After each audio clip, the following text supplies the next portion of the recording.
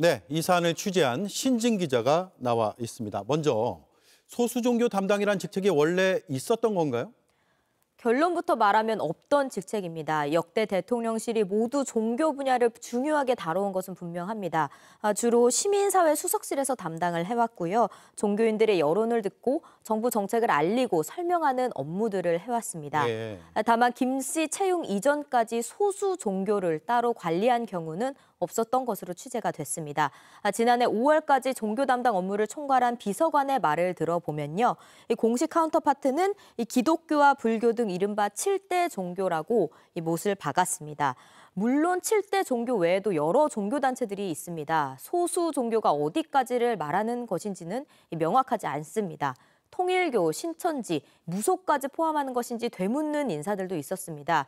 이 소수 종교 담당 김 씨가 채용되면서 새로 만들어진 것으로 보입니다. 예. 이 남성 행정관이 무슨 일을 했는지 인사혁신처라든가 다른 정부 부처에는 정보가 없었나요?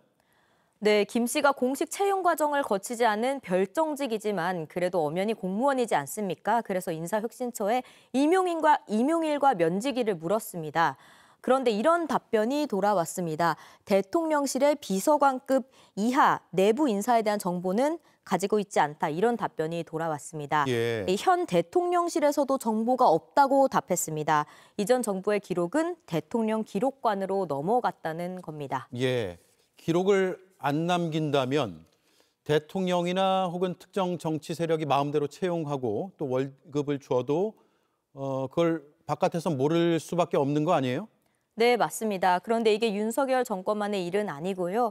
대통령실 인사 채용이 이렇게 원래 작동해 왔는데 이번에 특히 기이한 일이 불거진 겁니다. 예. 그래서 앞서 한 시민단체가 윤석열 대통령실 직원 명단을 공개하라는 소송을 내기도 했습니다. 윤석열 대통령실은 개인정보라는 이유로 거부해 왔는데 지난 2월 직원 이름과 역할을 공개하라는 판결이 나왔습니다. 공무원의 직무는 공적 영역이다. 이런 이유였습니다. 그런데 대통령실은 이번엔 비밀 기록이라는 이유로 공개를 거부했고 그 사이에 정권이 바뀌었습니다. 그렇군요. 이 시민사회 수석실의 채용 논란은 이전에도 있었을까요? 네, 채용 과정이 깜깜이인 만큼 논란도 잦았습니다. 윤 전 대통령의 40년 지기 친구 아들, 혹은 국민의힘 권성동 의원 지인의 아들 채용 등 의혹이 끊이지 않았습니다. 시민사회 수석실은 노무현 정부 때 생겼는데요.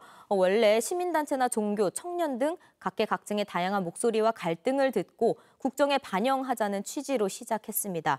이런 취지는 여전히 유효하지만 인사 채용 구조는 개선할 필요가 있어 보입니다. 네, 취재한 내용 잘 들었습니다. 수고했습니다. 신진 기자였습니다.